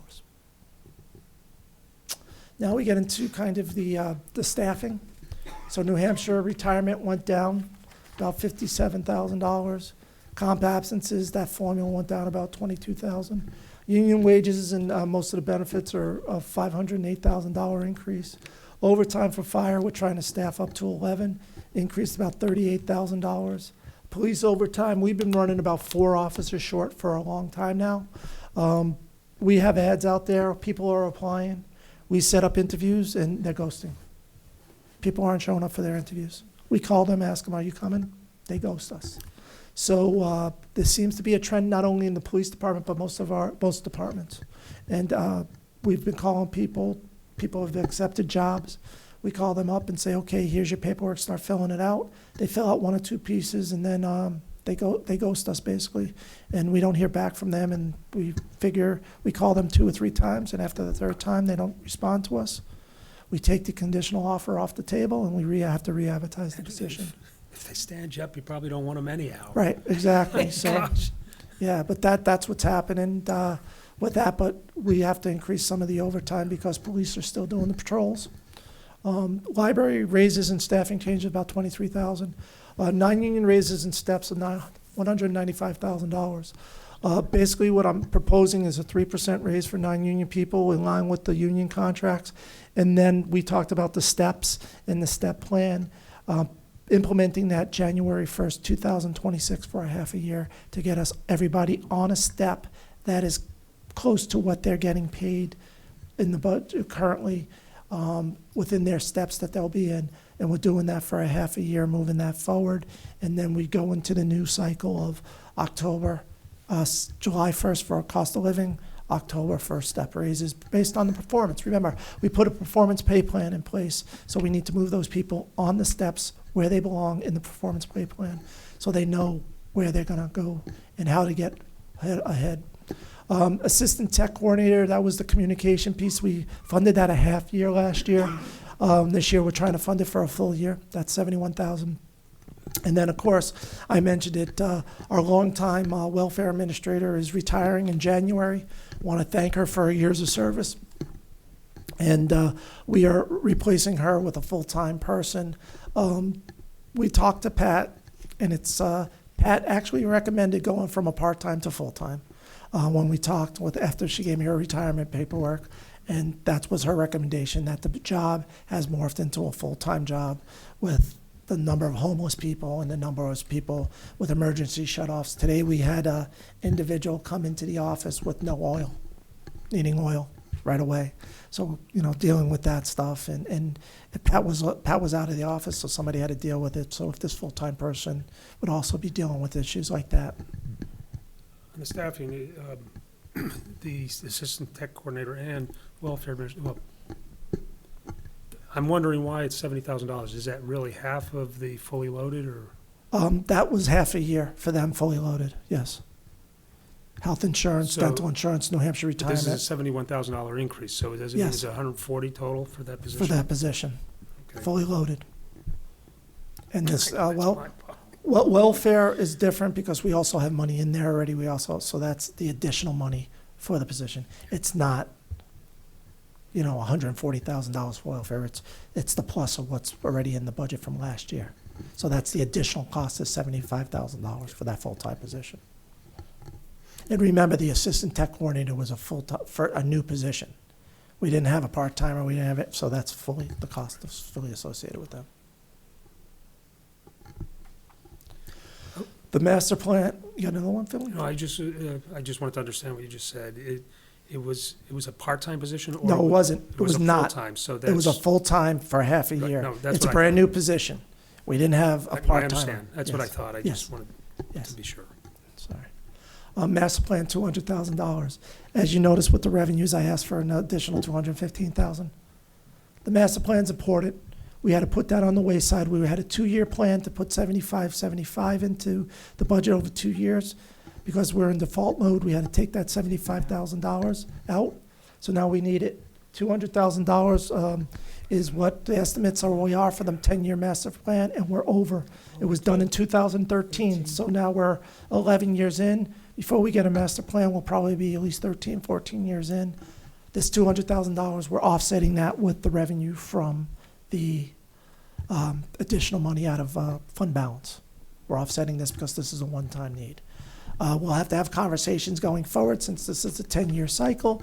This would make perfect opportunity to become an expandable trust fund so that we can put money aside each year as we do with other capital reserve funds so that every 10 years when it's due, we're not hitting the tax rate with what I call the EKG tax rate. Yep. One of the upgrades is a fiber optics to the highway garage. With that, communications between town hall and highway, if we can get a fiber optic line in there, it expands some of our backup and recovery systems. Also, if there's a major issue at either facility with the fiber optics, we can move our servers to one or the other. 800 megahertz system. We talked about this a long time. Last time I was here, I felt like we were in the Sahara Desert. We don't know where the finish line is. Hopefully in 2025-26, we're actually going to put shovels in the ground. We heard from the grant that we got, the $1.4 million grant, is that they'll pay for everything but the construction of the tower. So the $480,000 for what we're estimating is the construction, we got a quote for that. Just so happens that we got that grant of $480,000 for the housing grant that we have. Great use of those funds, not paying on the taxpayers to build this tower. So that will offset, that's that $480,000 increase. How much was that grant again? 1.1? 1.4 million. Overhead door, $12,000. Phase 2 of the beach project down at Wasserman Park. Is that at the old garage? Yes, we're replacing each one of those doors. Trying to get them, we didn't replace them with when we did the highway bond, the garage. We said we'd replace them over a number of years. Last year, we took those out because we're in default budget. This year, we have to put it back in to do an upgrade of an overhead door at the garage. Phase 2 of the beach, $100,000. That project is, we're in the last year of our permit. So that would be access to the left-hand side of the beach that we did 2 years ago. So that's the last phase of the beach to make it accessible. Office equipment, about $62,000 is a various office equipment throughout town that we're purchasing. I don't know why the solid waste trailer's in there because that should have been a negative. I'm sorry. We did the solid waste trailer. Yeah, we did that project. So there's another $27,000 that is not in the budget. It's just on the sheets. Carryover from last year, I believe. We have police vehicles, $193,000 worth of vehicles. Police, $88,000 increase. Number one, the costing of a police cruiser has gone up. Number two, last year, during the default, we took out a vehicle. So we're adding that vehicle back into 3. We bought 2 last year. We're going to buy 3 this year. That's part of the $88,000 increase. Parks and Rec, the pickup truck that Parks and Rec had, the 2-wheel drive pickup truck Parks and Rec have, did not pass inspection this year. So we have to look at a Parks and Rec vehicle. Parks and Rec, that's $40,000. I'm looking to downsize. I don't think we need a full-size pickup truck in the Parks and Rec department. Looking to downsize that into a smaller pickup truck. The reason why we need a pickup truck from Matt is because he does move signs and things around when he comes over here to the events that he does do. And he needs that kind of vehicle that he can just put stuff in and out. And then Building and Grounds needs a new pickup truck as well. And we got bids out for $65,000. Once again, that's something that we could look at potentially downsizing to a Ford Ranger or a Toyota Tacoma or something in that class instead of a full-size pickup truck as well. Then Capital Reserve Fund deposits, $200,000. And really, that's just to keep up with the inflation of what equipment costs. Total is $1.3 million for just the capital piece of the budget. So remember I talked about we had salaries and capital are the 2 major points that I focused on here in this budget. And total general fund increase is $2,700,000. I also have some savings. Health insurance actually went down about $24,000. We're doing elections down, one election instead of two, 5,400. Electric, water, and sewer went down about 13,000. Interest from our bonds is going down about 8,000. Exterior building repairs, for the town hall, I took that from $75,000 to $50,000.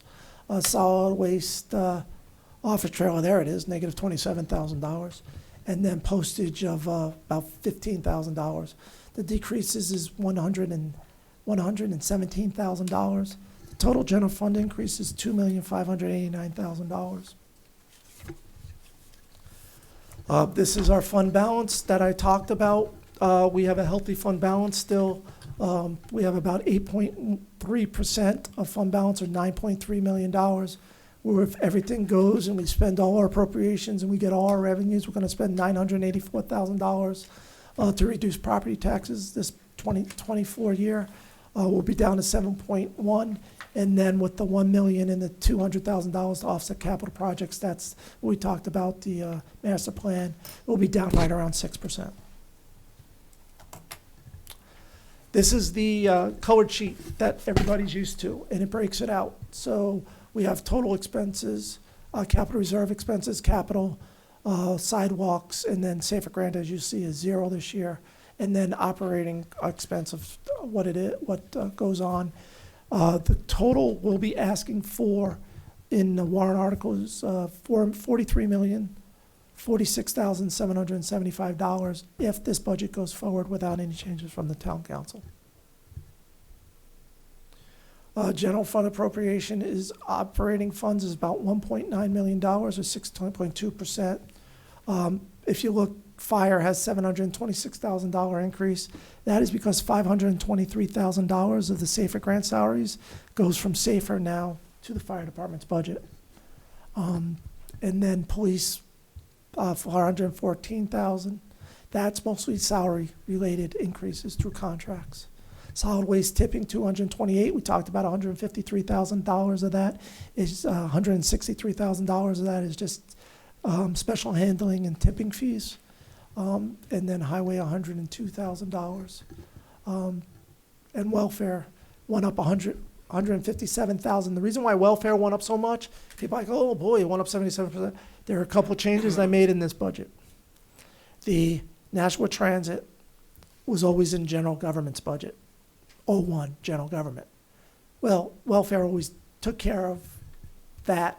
It was just similar to when Pat would come forward with the Big Brothers, Big Sisters, St. John Newman. It's the same kind of request. We just moved it into the welfare budget. So $53,000 of that is the welfare budget.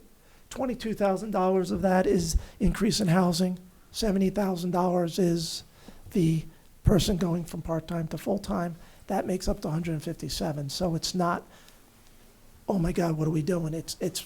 There are appropriations that justify that increase. Then we have capital reserve funds. This is what we're looking at, $2.4 million in general fund capital reserve funds, an increase about $200,000. The biggest jump is the roads and bridges. The cost of roads and bridges have gone up considerably. We talked about one a couple weeks ago here, the Pinenberg MYA Bridge. That project started out as 3 individual projects, the sidewalk, the wire road intersection, and the bridge. All total, it was about $775. We're talking $12 million now. So our 20% of that project went up, so that's why that one is really looking at going up $125,000, and it's just to keep up with the cost of inflation in the building areas. Other capital, as you can see, went from $190,000 when we were in default up to $1.2 million. Police vehicles went up $88,000. Wasserman Park Beach, we talked about a lot of these here. The master plan, the one-ton pickup, fiber optics, just miscellaneous stuff, that equipment and capital that we put off for another year. We're bringing them forward in this budget. Road infrastructure stays at the $1.4 million. Safer Grant comes out, about $2,589,000, or a 7% increase. in appropriations. This is your capital reserve funds. This is what they'll look like. We're going from roughly a $6.8 million capital reserve fund at the end of 2024. The way it's playing out will be down as of June 30th, 2025, about $4.2 million, and then we'll replenish $2.4 million into the capital reserve fund. However, there are about $4 million worth of projects in the 25-26 year as well, and there they are. $3.7 million in general fund, another $1 million in sewer fund, and things we talked about. These are what we call self-supporting funds. Fire protection went up. That's Pennachuck Water in that area, $15,000. Outside details, just because of costing and raises and things of that sort, up almost $43,000. Look at the BDA went up about $17,000. Wastewater had some big jumps, $300,000 in wastewater. Reason for that is that even though we're on electricity and we did all these upgrades, we have significant increase in our compost facility to meet the air permit with our blowers. We're spending about $18,000 a month in electricity just for our compost building because of the new 6 blowers that we put in, even though they're energy efficient. I'd hate to see if they weren't energy efficient what our electric bill would be. But that's a significant cost with wastewater there. And then the other significant cost is it's time to start paying back that SRF for the $32 million upgrade. And that's about $1.3 million bond payment in the first year to pay back start paying back that SRF over a 30-year period. The tax rate, estimated tax rate for 2025-26 is about $4.68. That's about a 39-cent increase. When I came to you in October, I was looking at a 35-cent increase. So the additional 4 cents really is the non-union pay raises at $195,000. So I came in at the 35 cents I was projecting, plus the 4 cents for non-union pay raises brings you up to 39 cents, or $4.68 estimated. Some pending items that we have, it's the state budget, first year of the biennial budget. We do not know, I know the state's about $1 billion or $2 billion difference between revenues and expenditure appropriations, so I don't know what they'll be shifting to municipalities or not, but that's something we got to keep an eye on. State rooms and meals, highway block grant, those are always hot topics up in Concord. Of course, inflation, and then the safety complex. We still are looking at the safety complex and how do we get a safety complex for the town of Merrimack. This is a slide to show you what the 2024 tax bill looks like. Roughly, things haven't changed much. Schools around 71, 72%. Towns about 22%, and counties about 5%. There's the breakout on a house. Our average home for 2024 was $370,000, about $70,641 tax rate. This is how it broke out. Out of that $7,641, the municipality got $1,584 for police, fire, highway, safety, solid waste, town clerk, tax collector, community development, all the functions of town. Of that tax bill were about 21%. County is about $391 of that tax bill, or 5%, and the school is $5,655, or almost 74% of the tax bill goes to the school. So every dollar we collect at the town hall for taxes, 74 cents goes to the school. Any questions? $1 million, but I'm saving them for budget time.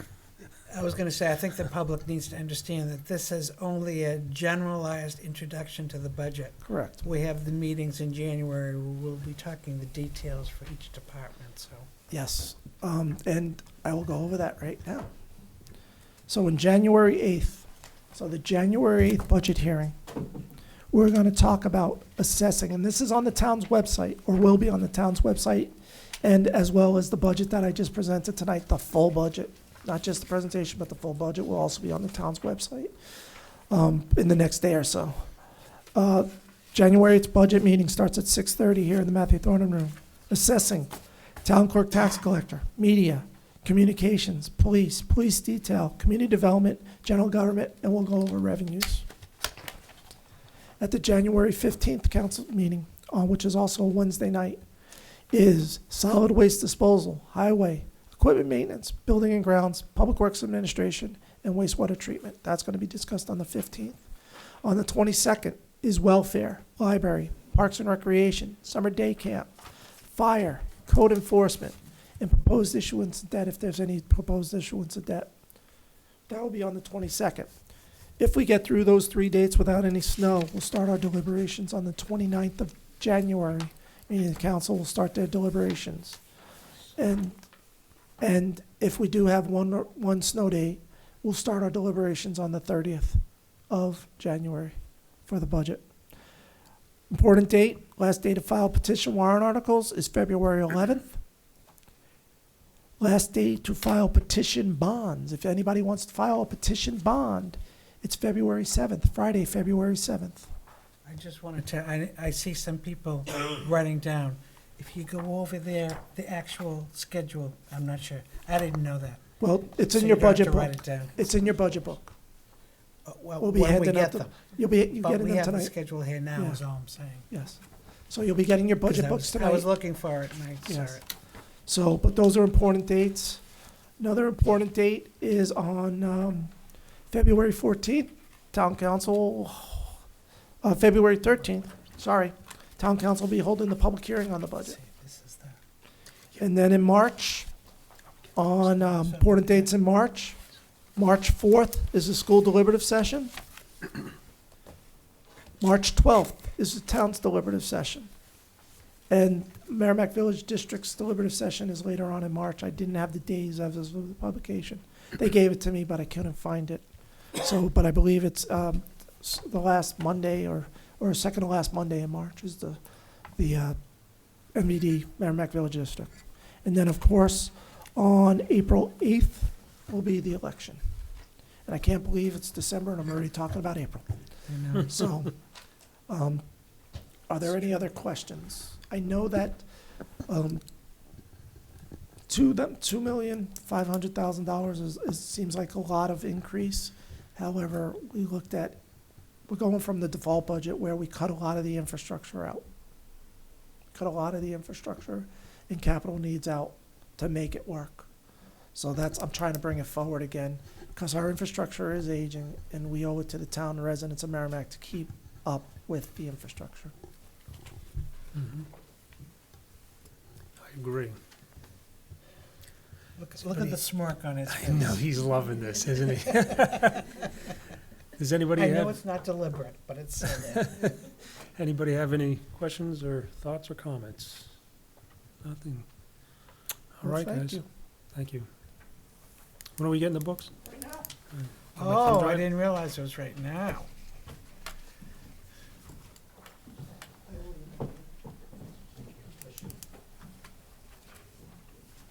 Sure you don't want it? No, thank you. Thank We need any extra weight in the moon. It doesn't weigh that.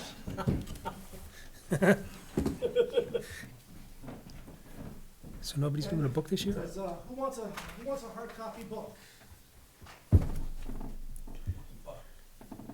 I'm the old fashioned. Finley doesn't need it anymore. He's become I'm telling you, high-tech. it's so much easier with the, I'm gonna give it a try, but I need this a backup. Honestly, if you, I'm doing my part to save trees. If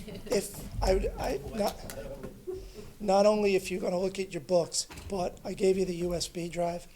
Look at the USB drive for the departments, because the departments actually put comments in to the Right. budget, and you can hover over a That's comment wonderful. and see why some of the stuff increased, or what the department asked for, and maybe I might have reduced it, so you can understand what the department wanted and what I ended up bringing forward. Excellent. I'm gonna try to use this. It's only for a few minutes, and then you fall right into it. But- All right, so we'll move on to our next Item of business is December 5th minutes of 2024.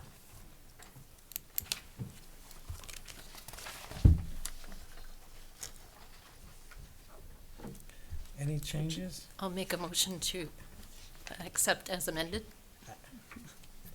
Do you have them? I have one tiny one. Let's see, page 7, line 10.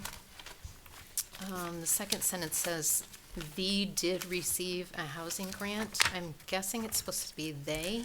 I'm not positive. What What line? line again? Line 10 on page 7. They did receive. That It should sounds be right. they, right? That's all I have. Second. I will second your motion. I think Nancy Murphy just did. Oh, I'm sorry. She was quiet I didn't about it. hear you. You did like. But I've been ridiculed for not looking to the left side of the table. So nobody's got any further changes? The motion is by Jennifer and seconded by Nancy Murphy to move the minutes as corrected. All those in favor of the motion, say aye. Aye. Opposed or abstain? 700. Comments from the press and public? Yes. Sorry, I was remiss. I want to thank the departments Oh, and yes, the they- department heads and the departments for actually working with me to put together this budget, to bring together a budget that was what we considered was affordable to the town of Merrimack and the needs of the town of Merrimack, looking at the needs of the town of Merrimack and bringing it forward. They worked with me to cut the budget. There was a lot of cuts that needed to be made with the request that came through, but I want to thank them for their hard work and dedication as well in the budget presentation process. Thanks, Paul, and thank you for being here. I know it's somewhat tedious, but we definitely appreciate your efforts and time. Well, at least it's not a really long night. We've had much worse, right? Oh, yeah. All righty. Comments from the press and public, seeing none. Comments from the council, Nancy? I just wanted to thank everybody that came to the Wreaths Across America event on Saturday. We had a great turnout. The weather was nice, and every year it takes it's teamwork and a number of people to make that event go smoothly. Thank you to Jennifer DeFelice, who has coordinated it for the last 4 years. The other team members that show up, unload wreaths, stack them, deliver them to certain spots on at the cemeteries, collect the little markers that we have. There's a lot that goes into that. And thank you too to the Knights of Columbus from Our Lady of Mercy Church, who hosted a little brunch of sorts afterwards, which was supported by Franklin Savings Bank, who shows up every year and donates a huge amount of bagels and cookies and drinks to everybody who's pretty cold by the time that event is over. So thank you to everybody, and again, we'll start collecting again and asking for your support to provide wreaths for the graves of each of our deceased veterans. So thank you. Thanks, Nancy. Tom? Oh, go ahead, Nancy. Go ahead. No, I just wanted to once again thank the town of Merrimack for the opportunity to be of service on the town council for the span of 20 years, with a 2-year break while I was on the planning board. And I was remiss in not mentioning Dick Hench. One of the key features in my involvement in the town council and the board of selectmen. He was chairman at the time I first got involved, and was a very instrumental individual in my development as the counselor. He did a lot for the town, and all of the state reps and people that have been representing the town of Merrimack. I appreciate all the effort and work that you guys have done in helping us to be able to manage the town. But thank you, Merrimack, for all that you've done. Thank you, Tom. And I just want to say Merry Christmas and Happy New Year to everyone, all the citizens. Let's have a hopefully good year next year. May we all prosper, and may we all stay healthy. And warm. And warm. Oh, sure. And reasonably warm, Mr. Koenig. Thank you, come Nancy. July, I'm gonna text you and say it's nice here and you're sweating like crazy down there. I'll find a way to get back at you. Yeah, there you Hurricane go. season too, that's right. All righty. Tom? And we're gonna wait for I move to adjourn. second. Motion by Tom, seconded by Nancy Harrington. All those in favor of the motion, say aye. Aye. Opposed or abstained? 700. Thank you, everybody.